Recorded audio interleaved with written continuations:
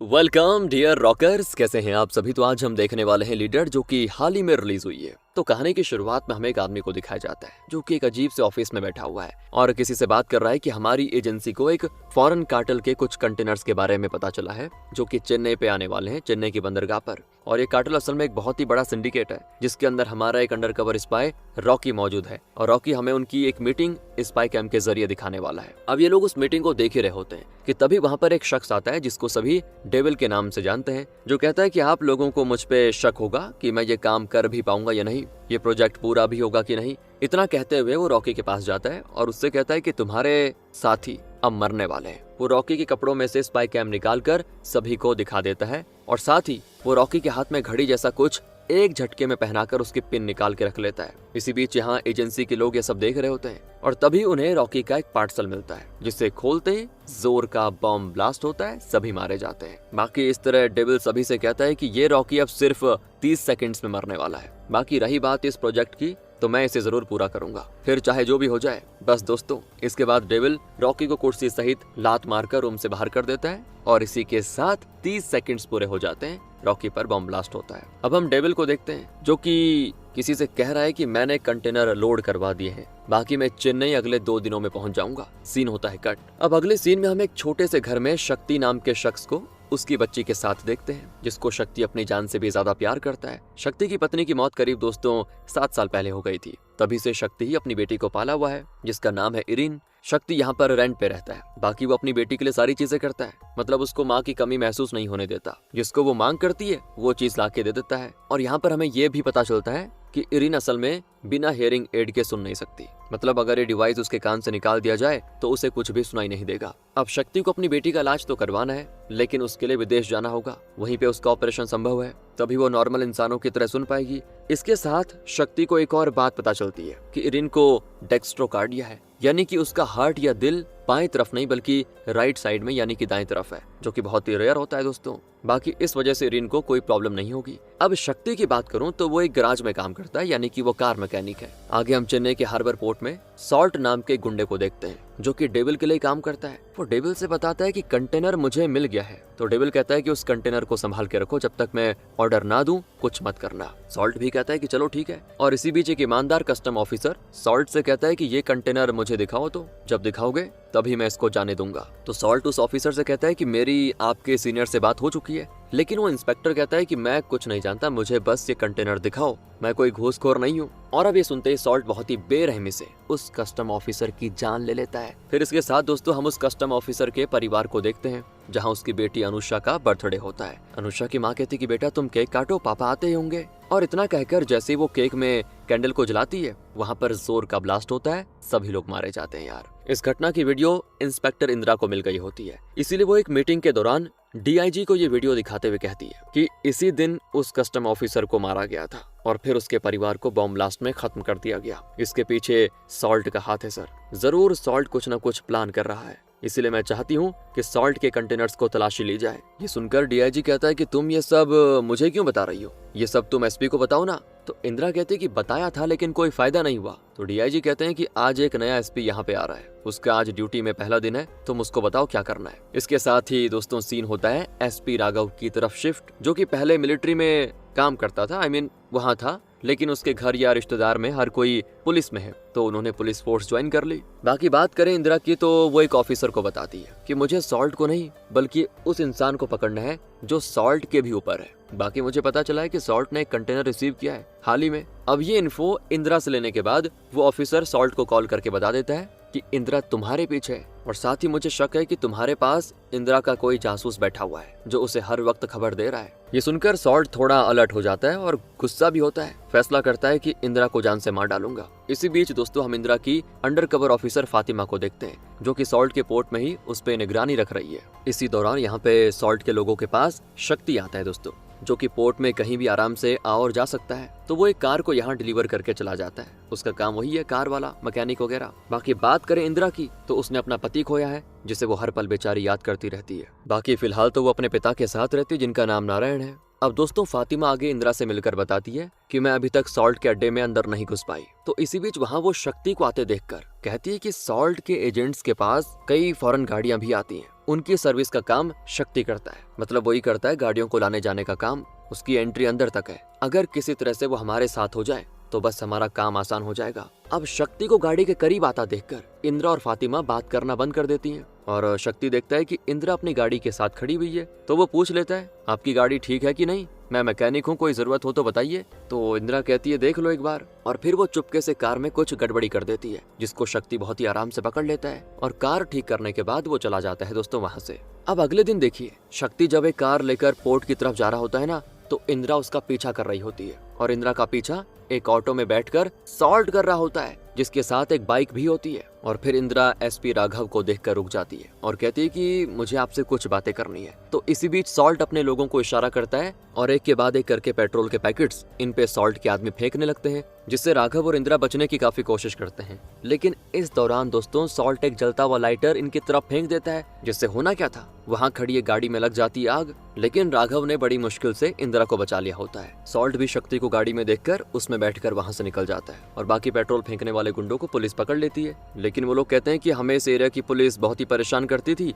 इसीलिए हमने उनसे बदला लेने के लिए ये कर दिया। अब दोस्तों स्टोरी थोड़ा कॉम्प्लिकेटेड लग रही होगी, लेकिन बने रहिएगा, आपको मजा आएगा आखिरी में। लेकिन यहाँ राघव इंदिरा से कहता है कि मैं जानता हूँ ये हमला तुम पे क्यों हुआ, वो एरिया ना तो तुम्हारे थाने में आता है, साथ ही तुम्हें डीआईजी ने भी मना किया है, इसलिए इन सब में मत पड़ो क्योंकि दिक्कत हो जाएगी तुम्हें। तो यहाँ पर इंदिरा राघव को बताती है कि मैंने फातिमा नाम की एक अंडर कवर ऑफिसर को सॉल्ट पे पहले से लगा के रखा हुआ है। तो राघव कहता है कि तुरंत उसे वापस बुलाओ, ड्यूटी ज्वाइन करने के लिए कहो उसको। अब यहाँ दोस्तों फातिमा के बारे में सॉल्ट को भी पता चल जाता है कि ये जासूस फातिमा है, इसीलिए अगले दिनों फातिमा को मरवा देता है, जिसकी लाश देखकर इंदिरा तुरंत जाती है और उसकी मौत का जिम्मेदार राघव यहाँ इंदिरा को ठहराता है। कहता है कि मैंने मना किया था ना, वापस बुला दो उसको, और अब तुम इस कंटेनर वाली बकवास स्टोरी पे काम नहीं करोगी। और यहाँ जब इंदिरा का पिता उसको उदास देखता है तो कहता है कि बेटा, फातिमा की मौत तुम्हारी वजह से नहीं हुई, उसे तुम कोलेटरल डैमेज समझकर भूल जाओ और ये सोचो कि अब किसी बाहर वाले को नहीं बल्कि किसी अंदर वाले को अपने लिए काम करने पे मजबूर कर सको।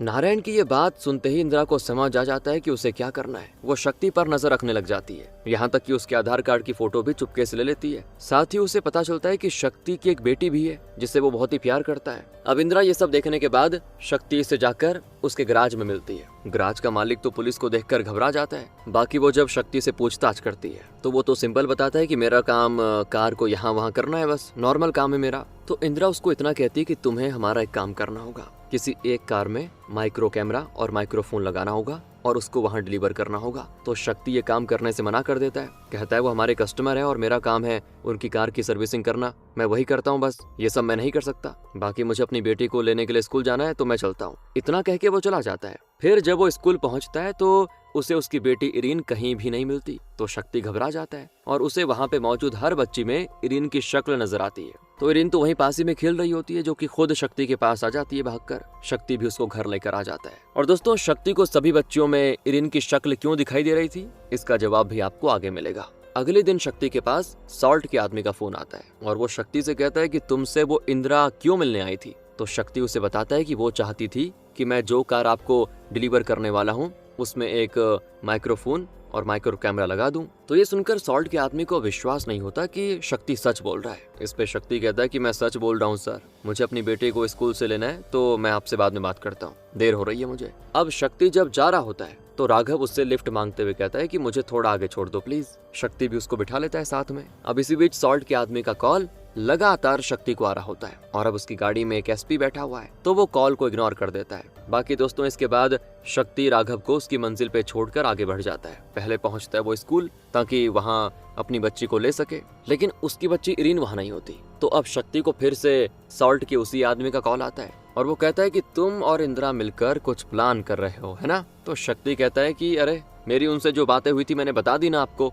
अब मुझे बार बार कॉल करके परेशान क्यों कर रहे हो। तो सामने वाला आदमी कहता है कि तुमने उस इंदिरा की बात नहीं मानी तो ये बताओ गाड़ी के डैशबोर्ड में स्पाई कैमरा आया कहाँ से, जो तुम अभी देकर आए हो उसकी बात कर रहा हूँ मैं। तो ये सुनकर तो शक्ति दंग रह जाता है। आगे वो कहता है कि तुम अपने आप को बहुत ही होशियार समझते हो ना, तो हमने तुम्हारी बेटी को उठा लिया है और इस वक्त वो उसी कंटेनर में है जो कुछ ही देर में यहाँ से दूसरे देश में जाएगा। ये सुनते ही दोस्तों शक्ति जल्दी से वहां पहुंचता है बंदरगाह पर और उस कंटेनर की तरफ जाने लग जाता है। अब शक्ति को जाता हुआ देखकर सॉल्ट अपने आदमियों से कहता है उसको रोको, तो शक्ति इन सभी को चकमा देकर किसी तरह से उस कंटेनर में पहुंच जाता है, जिसे जब वो खोलता है तो उसमें उसकी बेटी तो नहीं होती बल्कि ढेर सारा एक्सप्लोजिव्स यानी कि अमोनियम नाइट्रेट होता है। जाहिर है दोस्तों इससे डेविल कुछ बहुत ही बड़ा प्लान कर रहा है। अब इतने में सामने वाला कंटेनर खुलता है और उसमें से इंदिरा, पुलिस और साथ में मीडिया निकल के आती है और उस अमोनियम नाइट्रेट वाले कंटेनर को सीज कर लेती है पुलिस। सॉल्ट तो बस देखता रह जाता है। असल में दोस्तों ये सारा प्लान इंदिरा का होता है। वही इरीन को जाकर स्कूल से लेकर आई होती है। उसे सॉल्ट ने किडनैप नहीं किया था और जो भी शक्ति को वो किडनैपिंग और धमकी की कॉल आ रही थी वो इंदिरा ही करवा रही थी किसी और से, क्योंकि वो जानती थी कि शक्ति ही इस कंटेनर तक पहुंच सकता है और कोई और नहीं पहुंचा पाएगा। अब इंदिरा के इस मूव से राघव गुस्सा तो होता है लेकिन वो उसकी तारीफ भी बहुत करता है। साथ ही वो पूरे कंटेनर अपने अंडर में ले लेता है जो कि होता है एसपी ऑफिस में खड़ा। अब इसके बाद इंदिरा शक्ति से माफी मांगती है और इरीन उसके हवाले कर देती है। शक्ति भी चला जाता है। वो बस इंदिरा से कहता है कि आपको इन सब में मेरी बेटी को नहीं घुसेड़ना चाहिए था। और दोस्तों इसी बीच सॉल्ट से डेविल को जब कंटेनर के सीज हो जाने का पता चलता है तो वो सॉल्ट से कहता है कि कुछ भी करके उस कंटेनर को छुड़वा दो और उस मैकेनिक से सावधानी रखो, वो कोई आम आदमी तो नहीं हो सकता। इसी बीच हम शक्ति को उसके ओनर यानी कि गराज के बॉस के पास देखते हैं, जो कि शक्ति से कहता है कि मैं तुम्हारा बॉस हूँ और वो सॉल्ट मेरा बॉस है। तुमने बताओ उसी से दुश्मनी मोल ले ली। अब मैं नहीं जानता तुम कैसे करोगे, बस जल्दी से जाओ और सॉल्ट से माफी मांगो, नहीं तो मैं तुम्हें पक्का नौकरी से निकाल दूंगा। तो उसकी बातें सुनकर शक्ति सॉल्ट के सामने पहुंच जाता है और उसे बताता है कैसे इंदिरा ने उसका इस्तेमाल किया। वो कहता है कि ये सब मैं अपनी बच्ची के लिए कर रहा था। तो उसकी बातें सुनकर सॉल्ट कहता है कि अभी जाओ, कल सुबह मेरे पास आना, क्योंकि अभी मैं तुम्हारी बेटी को मारने के लिए अपने आदमी को भेज रहा हूँ। उसके मरने के बाद कल जब तुम रोते रोते मेरे पास आओगे ना, तब मुझको थोड़ा चैन मिलेगा। सॉल्ट की ये बातें सुनकर शक्ति वहां से चला जाता है और ये सारी बातें जाकर वो अपने बॉस को बताता है। उसका बॉस कहता है कि शक्ति अगर सॉल्ट ने कहा है ना तो वो ऐसा जरूर करेगा और तुम एकदम टेंशन फ्री रहो। इसी बीच वहां पर एक गाड़ी की डिक्की से शक्ति और उसके बॉस को एक फोन बजने की आवाज आती है, जिसे जब शक्ति खोलता है ना तो उसमें सॉल्ट का एक आदमी पड़ा होता है, जो कि कौन था पता है? वही जो शक्ति की बेटी को मारने आया था, लेकिन शक्ति ने उसे ही मारकर गाड़ी की डिक्की में डाल दिया था। अब शक्ति जैसे उस डिक्की को बंद करता है वैसे ही वहां पे आ जाता है राघव, जो शक्ति से कहता है कि कल से तुम एसपी ऑफिस में रोज आकर साइन करके जाओगे, ओके? शक्ति कहता है ठीक है। अब राघव को ये सोचकर बड़ा आश्चर्य होता है कि मैं इसे एसपी ऑफिस आने के लिए कह रहा हूँ और इसे कोई फर्क भी नहीं पड़ रहा।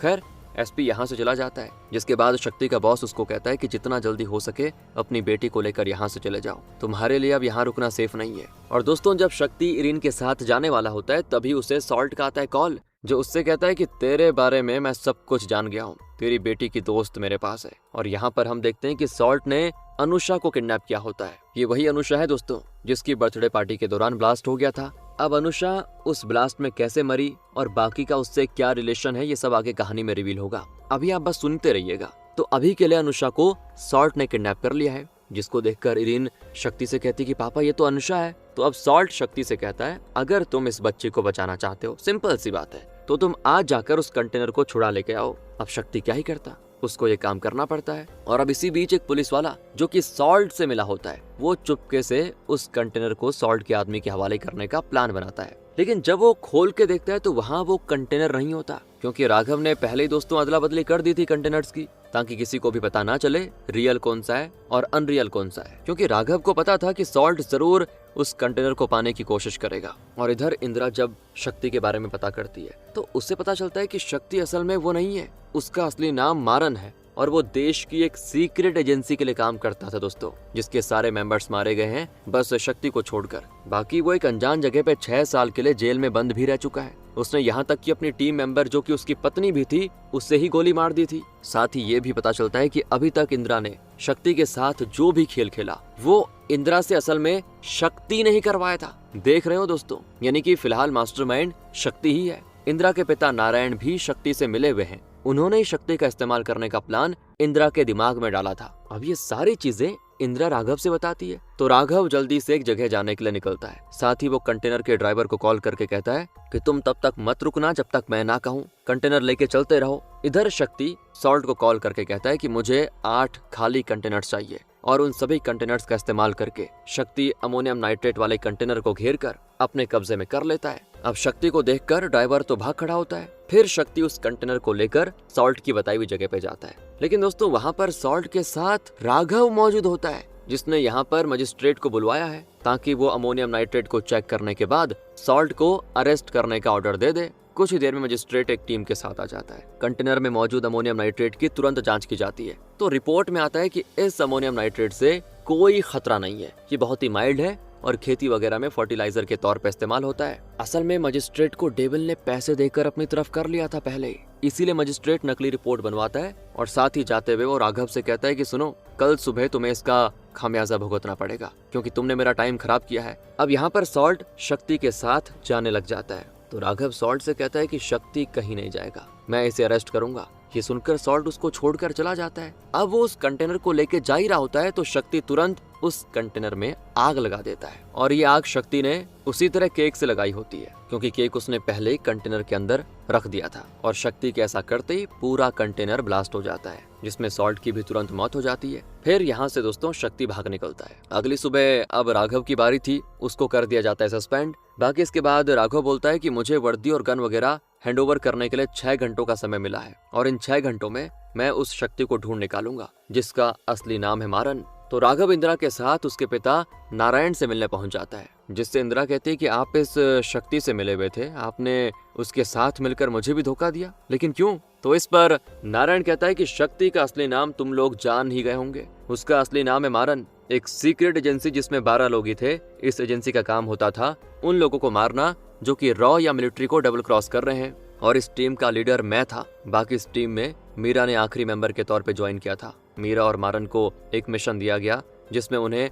अगले 2 सालों के लिए एक जगह पर पति पत्नी बनकर रहना होगा और कुछ लोगों को मारना होगा जो कि मतलब मिलिट्री को धोखा दे रहे हैं उन लोगों को। दोस्तों मारन और मीरा इस मिशन के तहत साथ में रहने लग जाते हैं। उनके पड़ोसियों तक को ये विश्वास हो जाता है कि दोनों पति पत्नी हैं। मीरा ने सभी को इसके बारे में बता दिया होता है, इस बारे में मतलब कि वो पति पत्नी हैं। लेकिन समय के साथ मीरा और मारन एक दूसरे को सच में पसंद करने लग जाते हैं और फिर मीरा कुछ ही दिनों के बाद हो जाती प्रेग्नेंट, जिसके बाद वो एक बेटी को जन्म देती है जिसका नाम वो और मारन मिलकर इरीन रखते हैं। फिर मीरा की माँ के कहने पे दोनों की असली में शादी भी हो जाती है। इसके बाद मीरा और मारन के साथ उनकी पूरी टीम को एक मिशन मिलता है जिसके तहत उन्हें चरण राज नाम के एक रॉ एजेंट को मारना होगा जो कि पाकिस्तान में अंडर कवर बन के गया था, लेकिन अब वो पाकिस्तान के साथ दे रहा है, मतलब उन्हीं के साथ मिल गया, जबकि उनके खिलाफ के लिए उसको जाना था। और फिर मारन और उसके साथी चरण राज को घेर लेते हैं। ये चरण राज अपने बेटे को भागने के लिए कहता है, जिसके बाद चरण राज की भी इस मिशन के तहत मौत हो जाती है। अब चरण राज का जो बेटा बच गया था वो बनता है डेविल और डेविल अब फैसला करता है कि वो इस स्क्वाड के सभी लोगों को मारकर अपना बदला लेगा। इस तरह वो मारन की टीम के 5 लोगों को मार देता है, पर किसी को नहीं पता होता कि ये डेविल आखिर है कौन और चाहता क्या है। इसी बीच अलार्जिया नाम के देश में दोस्तों आम लोग सिविल वॉर के बाद गवर्नमेंट पे हावी हो जाते हैं, उनका विरोध करते हैं और अब इन लोगों ने यूनिवर्सिटी में सभी बच्चों को हॉस्टेज बना लिया होता है और जो 42 स्टूडेंट्स होते हैं वो इंडियन स्टूडेंट्स होते हैं जो कि यहाँ पे पढ़ने के लिए आए थे। अब मारन की टीम इन बच्चों को बचाने के मिशन पे निकल जाती है। मीरा भी अपनी माँ के पास अपनी बेटी को छोड़कर मारन के साथ चली जाती है। दोस्तों इसके बाद मारन की टीम को लेने के लिए रॉबर्ट नाम का एक डॉक्टर आता है जो कि उन्हें अपनी एम्बुलेंस में बिठा के हॉस्पिटल लेके जाता है। अब इस दौरान उसको रिबेलियंस गोली भी मार देते हैं, लेकिन ये गोली रॉबर्ट के कंधे पे लग जाती है। अब यहाँ पर हम साफ देख पाते हैं कि रॉबर्ट ही असली डेविल है। दोस्तों मारन और मीरा को भी पता चल जाता है कि डेविल भी यहीं इसी देश में मौजूद है। मारन मीरा से कहता है कि अभी ये बात तुम किसी से मत बताना, मतलब ये वाली बात दोस्तों कि डेविल भी यहीं इसी देश में है। कहता है फिलहाल किसी को मत बताना, अभी हमारा काम है उन 42 बच्चों को बचाना। तो मीरा कहती है कि मुझे इस रॉबर्ट पे शक है, मैंने उसे फोन पर किसी से बात करते हुए देखा था। तो मारन कहता है कि मेरे पास एक प्लान है और फिर वो मीरा को अपना प्लान बताते हुए कहता है मैं सबसे कहूंगा कि तुम हमें एयरपोर्ट पे मिलोगी, लेकिन तुम रॉबर्ट के पीछे जाओ और उस पे नजर रखो। इसके बाद मारन बाकी टीम मेंबर्स को प्लान बताता है कि स्टूडेंट्स को बचाने के लिए हमें यूनिवर्सिटी में घुसना होगा, जहां पर बलविंदर तुम सुरंग से होते हुए जाओगे और हमें बताओगे वहां की सिचुएशन के बारे में। बाकी 2 लोग मेन डोर से अंदर घुसेंगे और रिबेलियंस पे हमला करके सभी बच्चों को छुड़ाकर हम गाड़ी के जरिए उनको एयरपोर्ट 6 बजे तक पहुंचा देंगे। एक प्लेन ही है जिसको हमें पकड़ना होगा, यानी प्लेन 6:20 तक टेक ऑफ कर जाएगा। उससे पहले हमें बच्चों को उस पर चढ़ाना होगा ताकि वो यहाँ से सेफली निकल सके। अब उसके बाद मारन को मीरा का कॉल आता है जो उसे बताती है कि रॉबर्ट असल में डेविल नहीं है और उसके इतना कहते ही वहाँ टनल में मौजूद बलविंदर को गोली मार दी जाती है और पीछे से मीरा को इंजेक्शन देकर उसे बेहोश कर दिया जाता है। फिर मारन बलविंदर की मौत के बारे में सभी से बताता है और ये भी कि मीरा भी वहाँ मौजूद थी। अब मीरा को तो दोस्तों एयरपोर्ट भेजा गया था ना, तो वो वहाँ टनल में क्या कर रही थी यही चीज अरविंद नाम का आदमी मारन से सवाल करता है। वो कहता है कि कहीं मीरा हमें डबल क्रॉस तो नहीं कर रही, जिस पर मारन कहता है कि मैंने ही उसको रॉबर्ट के पीछे भेजा था। समझे बात को? लेकिन फिर भी मैं चेक करूंगा, उससे पहले हमें बच्चों को बचाना होगा और हम डॉक्टर्स के भेस में यूनिवर्सिटी में जाएंगे। तो मारन के साथ उसके सभी साथी डॉक्टर्स के भेस में यूनिवर्सिटी में जाकर रिबेलियंस पे अचानक से अटैक कर देते हैं और बच्चों को छुड़ा लेते हैं। फिर मारन इन सभी बच्चों को एक दूसरी गाड़ी में लेकर एयरपोर्ट की तरफ निकल जाता है। जिस बीच मीरा के फोन से मारन के 2 साथियों को मैसेज आता है कि मुझे डेविल से बचाओ, और फिर साथ ही उसने उन लोगों को लोकेशन भेजी होती है, जिस लोकेशन पे जाने के बाद उन दोनों को भी गोली मार दी जाती है दोस्तों, जिनमें से एक के साथ अरविंद बात कर रहा होता है और वो अब चीफ को बता देता है कि मीरा ने हमारे 3 लोगों को मार दिया। अरविंद को मारन समझाने की कोशिश करता है, लेकिन वो दोस्तों इस एजेंसी फील्ड का लीडर है, मेन डिसीजन तो चीफ का ही होगा। खैर, इसके बाद मारन को मीरा का कॉल आता है कि असल में डेविल रॉबर्ट नहीं बल्कि रॉबर्ट का जुड़वा भाई है। दरअसल दोस्तों डेविल के पिता कोई और नहीं बल्कि चरण राज है, और डेविल ने उनको मार दिया था क्योंकि अगर चरण राज इंडिया जाता तो पकड़ा जाता। तो डेविल को डर था कि कहीं मेरे बारे में पता ना चल जाए किसी को, इसलिए डेविल ने उन्हें मार दिया और भाग गया। बाकी रॉबर्ट तो स्वभाव से काफी अच्छा था और वो जानता था कि उसके पिता गलत थे, इसीलिए उसकी माँ चरण को छोड़कर रॉबर्ट को अपने साथ लेकर गई। अब दोस्तों टनल में डेविल ने रॉबर्ट को मार दिया, वो भी मीरा के सामने, और उसने फिर मीरा को बेहोश का इंजेक्शन दे दिया, जिसके बाद उसने मीरा के फोन से 2 और लोगों को बुलाकर उन्हें मार दिया। लेकिन इसके बाद मीरा ने हिम्मत की और वो उसके चंगुल से बच निकली। अब मीरा एयरपोर्ट पहुंच चुकी है, जिन सबके बीच में वहां रिबेलियंस आकर गोली चलाने में लग जाते हैं स्टूडेंट्स पर उन सभी को मारन मार गिराता है। अब मीरा जब मारन की तरफ आ रही होती है तो फोन करके चीफ उसे ऑर्डर दे देता है कि मीरा को मारकर तुम्हें बच्चों को वापस सेफली प्लेन में बिठाना होगा, उसके बाद ही ये मिशन कंप्लीट होगा। दोस्तों ये चीफ कौन है ये हमें नहीं दिखाया जाता। अब मारन क्या ही करता, क्योंकि प्लेन टेक ऑफ करने में सिर्फ 5 मिनट बाकी बचे होते हैं और वो ना चाहते हुए भी मीरा को गोली मार देता है, जिससे उसकी हो जाती है मौत। पर तभी वहाँ पे डेविल आ जाता है जो मारन के बचे हुए 2 साथियों को मार गिराता है, और ये देखकर मारन जल्दी से टाइम रहते बच्चों को प्लेन में बैठने के लिए कहता है। बाकी डेविल निशाना चूकने की वजह से मारन को नहीं मार पाता। इस तरह प्लेन बच्चों को लेकर उड़ जाता है। और रही बात मारन की, तो उसको अलाडजा में पकड़कर जेल में डाल दिया जाता है, जहां मारन 6 साल रहता है। दोस्तों मारन को नारायण ने ही उसकी बेटी की तस्वीर भिजवाई, लेकिन इस वजह से मारन के अंदर एक अलग ही कंडीशन डेवलप हो गई। वो जब भी परेशान होता उसे हर किसी की बच्ची में अपनी बेटी इरीन का चेहरा नजर आता। असल में मारन ने मीरा की जान ली ना। ये बात जब मीरा की माँ को पता चलती है तो वो इरीन को यही बताती कि तुम्हारे पापा ने तुम्हारी माँ को मार दिया, लेकिन वो इरीन को उसके पिता की फोटो नहीं दिखाती। हालांकि इरीन अपने पिता से बहुत ही ज्यादा नफरत कर देती है ये सुनने के बाद। और जब मारन जेल से आजाद हुआ दोस्तों, तो उसको पता चला कि मीरा की माँ की मौत के बाद इरीन असल में एक अनाथ आश्रम में है। तो वो अपनी बेटी को देखने उस अनाथ आश्रम में गया, जहाँ पर उसको रेणुका नाम की लेडी मिली, जो मारन को देखकर उसे पहचान जाती है। असल में अलाडजा में जिन 42 बच्चों की जान मारन ने बचाई थी, उनमें से रेणुका भी एक थी, इसलिए वो मारन को बहुत ही अच्छे से पहचानती थी। अब मारन ने रेणुका को सारी सच्चाई बता दी होती कि ऐसे ऐसे हुआ, मैं बस अपनी बेटी को अपने पास रखना चाहता हूँ। तो रेणुका आश्रम के ओनर से बात करके मारन को वहाँ के अकाउंटेंट की नौकरी दिलवा देती है, ताकि मारन इरीन के पास रह सके। अब वहाँ पर मारन को पता चलता है कि इरीन असल में सुन नहीं सकती, इसीलिए वो इरीन के लिए हियरिंग डिवाइस लेके आ जाता है ताकि वो सुन सके। और यहाँ पे दोस्तों इरीन को नहीं पता कि मारन ही उसका पिता है, क्योंकि उसने कभी फोटो नहीं देखी ना। इसी बीच मारन देखता है कि सॉल्ट एक पुलिस वाले के साथ रेणुका को किसी बात के लिए धमकाने के लिए आया हुआ है। और इसी दौरान हम देखते हैं कि इरीन अपनी दोस्त अनुषा के साथ बात कर रही होती है कि ये लोग यहाँ अभी भी आकर हमें परेशान कर रहे हैं। बताओ, हमने भगवान से कितनी बार कहा कि हमारी मदद करे, लेकिन भगवान सुनते नहीं है, इसलिए हमें भगवान के पास जाकर उनसे मदद मांगनी होगी। कुछ देर के बाद मारन देखता है कि दोनों बच्चे गायब हैं, तो वो उनको ढूंढते ढूंढते पहाड़ी पर पहुंच जाता है, जहाँ से दोनों ही कूदने वाली होती है। उनको रोककर मारन उनसे कहता है कि भगवान कोई भी काम इंसानों के जरिए करवाते हैं, इसलिए चलो हम इसका मिलकर हल निकालते हैं। रेणुका जब ये सुनती है कि अनुषा और इरीन साथ में अपनी जान देने गई थी, तो वो बताती है कि अनुषा असल में मेरे भाई की बेटी है। मेरा भाई कस्टम ऑफिसर था जिसने एक कंटेनर पकड़ा था सॉल्ट का, और उससे रिलेटेड सबूत एक पेन ड्राइव में उसने मेरे पास रखे हुए थे। अब सॉल्ट ने मेरे भाई को मार दिया, लेकिन अनुषा का बर्थडे के दिन उसने घर को ही लोगों के साथ ब्लास्ट में उड़ा दिया। इस ब्लास्ट में इरीन और अनुषा के अलावा कोई नहीं बच पाया। इरीन ने तो अपने सुनने की शक्ति खो दी और अनुषा का चेहरा थोड़ा बिगड़ गया। बाकी इसके बाद तो मैं पुलिस को सूचना करने गई थी, लेकिन उन्होंने पेन ड्राइव मुझसे ले ली और उल्टा मुझे डांटने लगे, क्योंकि वो सभी सॉल्ट के लिए काम करते थे। बाकी मैंने ये मैटर जब कलेक्टर तक पहुंचाया, तो उसके बाद से ये दोनों यहाँ पर आकर मुझे धमकी देते रहते हैं, इसलिए दोनों बच्चे भी परेशान हैं। ये सुनकर मारन रेणुका से कहता है कि मैं इरीन के साथ बाप बेटी के तौर पर एक मिशन को अंजाम दूंगा ताकि सॉल्ट को मार सकूं। अब रेणुका ने इस बारे में आश्रम के ओनर से पूछा, तो उन्होंने इसकी परमिशन दे दी थी। मतलब कि अब दुनिया के सामने इरीन को मारन को ही पापा बोलना पड़ेगा। बाकी उसको नहीं पता कि मारन उसका असली पिता है। दोस्तों, ये कहानी बताने के बाद नारायण कहता है कि मैंने ही अलार्जिया में मारन को रॉबर्ट से मिलवाया था, जो कि मेरी बेटी इंदिरा का पति है, और मैंने इंदिरा से झूठ बोला कि रॉबर्ट एक एक्सीडेंट में मारा गया, बल्कि उसे तो उसके जुड़वा भाई ने मार दिया था, जो कि कोई और नहीं डेविल है। और अब डेविल यहाँ आ चुका है किसी बड़े प्लान को अंजाम देने के लिए। बाकी मारन ने फिर क्या और कैसे किया ये तो आप सभी जानते हैं। ये सारी कहानी सुनने के बाद राघव कहता है कि मारन कोई भी हो, लेकिन मैं उसे नहीं छोड़ूंगा। इतना कहकर वो चला जाता है। इसी बीच डेविल को भी मारन की फोटो मिल जाती है और उसे भी मारन की सच्चाई पता चल जाती है। बाकी वो खुद यहाँ पर आ चुका है, तो वो कहता है कि मारन ने तो सिर्फ एक ही कंटेनर को ब्लास्ट किया, ऐसे ही कई कंटेनर्स इस पूरे पोर्ट पे पिछले 2 सालों से आ रहे हैं, और मैं उन सभी को एक साथ ब्लास्ट करके इस पूरे बंदरगाह को नक्शे से मिटा देना चाहता हूँ, क्योंकि ये इंडिया का सबसे बड़ा बंदरगाह है। इसके खत्म होते ही इंडिया की इकोनॉमी पर काफी असर पड़ेगा, इसीलिए ध्यान रहे सभी कंटेनर से एक साथ ब्लास्ट करने चाहिए। बाकी अभी मुझे उस मारन का खेल खत्म करना है। उसकी और उसकी टीम की वजह से मुझे अपने पिता को मारना पड़ा। उसकी टीम को तो मैं पहले निपटा चुका हूँ, बस अब उसकी बारी है। इसी बीच दोस्तों, मारन इरीन और अनुषा को लेकर आश्रम पहुंच जाता है। फिर वो अनुषा को आगे का प्लान बताता है। फिर वो कहीं जा रहा होता है कि तभी वहां पर उसको राघव पकड़ लेता है। वो मारन को गाड़ी में टक्कर मारकर रोकने की कोशिश करता है, लेकिन मारन गाड़ी से भागने का ट्राई करता है दोस्तों,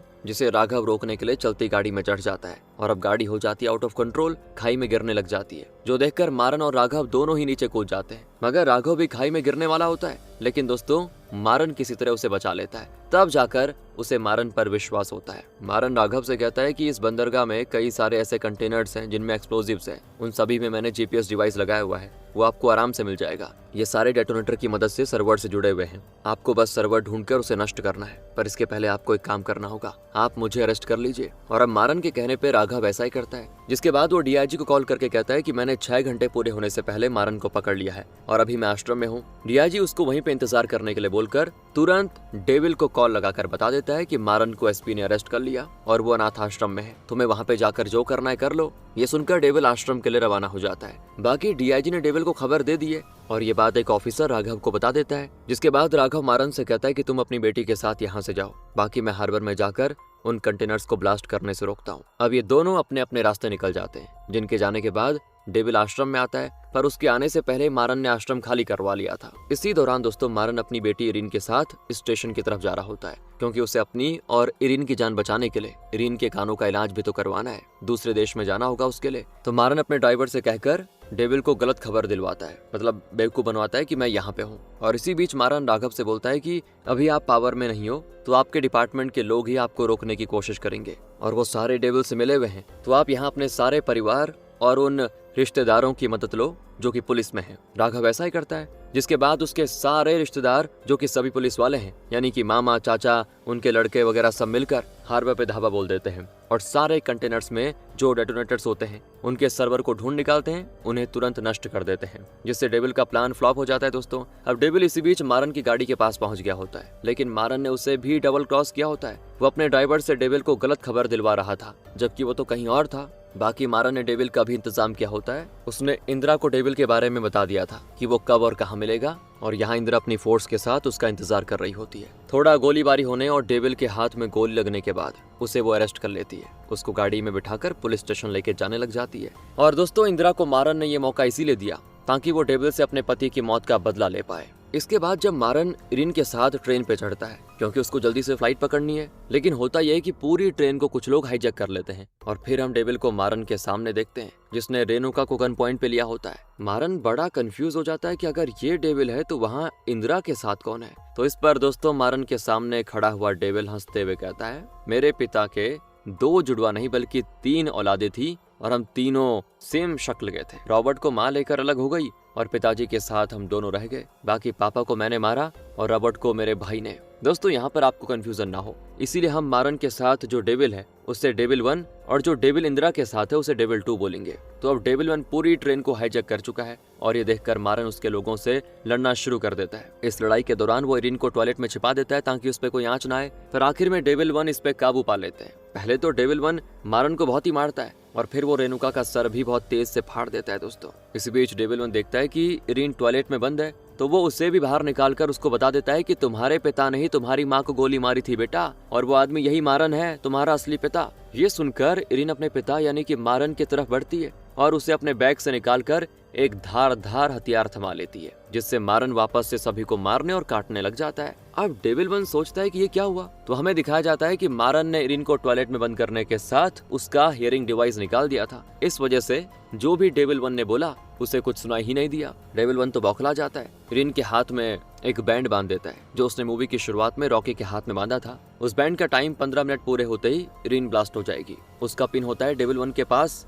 और अपने बाकी आदमियों से वो कहता है कि मारन को कैसे भी करके मार डालो। वेल दोस्तों, सीन अब इंदिरा पे आ जाता है जो डेविल 2 को लेके जा रही है और वो अचानक से सभी को मारकर इंदिरा पर चलती गाड़ी में हमला कर देता है। इस गाड़ी को इंदिरा किसी तरह रोकती है, लेकिन डेविल 2 उसका गला घोंटकर उसे मारने की कोशिश करता है। हालांकि इस दौरान इंदिरा को अपने पति रॉबर्ट की याद आ जाती है, तो वो गन लेकर डेविल 2 के माथे पे गोली मार देती है। उसकी तो कहानी खत्म दोस्तों। और अब आ जाइए मारन की तरफ, जो डेविल 1 के सभी आदमियों को मारने के बाद उस तक पहुंच जाता है और डेविल 1 को बहुत ही अच्छी तरह मारने के बाद उसके पॉकेट से पिन निकालकर अपनी बेटी को भी ढूंढने लग जाता है। अब उसके दिमाग की कंडीशन के बारे में आपको पता होगा, तो इसी वजह से मारन को वहां पे मौजूद सभी बच्चों के चेहरे में अपनी बेटी इरिन का चेहरा दिखाई देता है। हालांकि वो बड़ी मुश्किल से ढूंढते ढूंढते उस तक पहुंच जाता है और जैसे ही वो पिन उस बैंड में डालकर उसे रोकने वाला होता है ना, टाइम को मतलब, जो कि बस 20 सेकंड्स बचे हुए हैं, तभी पीछे से डेविल 1 उसको जोर की लात मारता है और अब मारन जल्दी से उठकर डेविल 1 को हाथों से उठा के सीधे सामने की तरफ पटक देता है। फिर अचानक वहां पर खड़े एक आदमी की गन से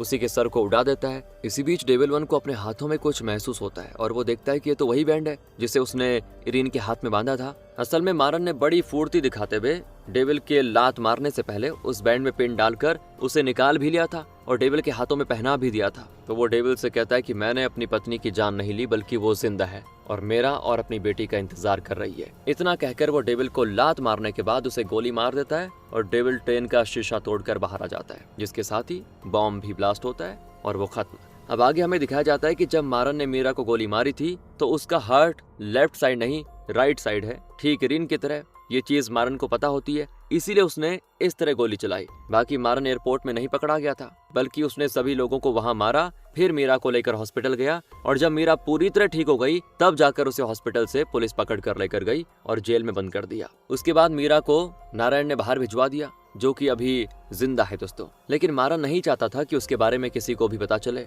और फिर उसके बाद तो नारायण ने एक लाश में मीरा का मास्क लगाकर उसके घर भिजवा दिया, जिससे उसकी माँ और बाकी लोगों को मीरा की मौत का विश्वास हो गया। अब आखिर में हम इरिन को मारन के साथ देखते हैं, जो कि इरिन को बता देता है कि मैं ही तुम्हारा असली पिता हूँ बेटा और तुम्हारी माँ मीरा जिंदा है। अपनी माँ को सामने देखकर इरिन उसके गले लग जाती है, क्योंकि वो मीरा को पहचानती थी, उसने मीरा की फोटो देखी थी। कुछ दिनों के बाद मारन को राघव को कॉल आता है, जो कि मारन से कहता है कि तुम्हारा ये मिशन तो पूरा हो गया। तो मारन कहता है कि अभी तो सिर्फ डेविल खत्म हुआ है, वो नहीं जिसकी मुझे तलाश है। मैं आज तक नहीं जान पाया हूँ कि हमारा चीफ कौन था जिसने मुझे मीरा को खत्म करने का ऑर्डर दिया था। इसीलिए मैंने मीरा की मौत का सभी को विश्वास दिलाया, क्योंकि उसकी जान को खतरा था। मैं उस इंसान को छोड़ूंगा नहीं। डेविल तो सिर्फ प्यादा था, असली खिलाड़ी तो कोई और ही है। और मूवी के लास्ट सीन में दोस्तों हमें उस चीफ को दिखाया जाता है, जो कि अभी भी अंधेरे में बैठा हुआ है। उसकी शक्ल नहीं दिखाई जाती, लेकिन वो कहता है कि मुझे मालूम है अब मारन मेरे पीछे आएगा। और ये जानने के लिए कि मैंने मीरा को मारने का ऑर्डर क्यों दिया, इसी ट्विस्ट के साथ दोस्तों खत्म हो जाती कहानी, नहीं बताया जाता।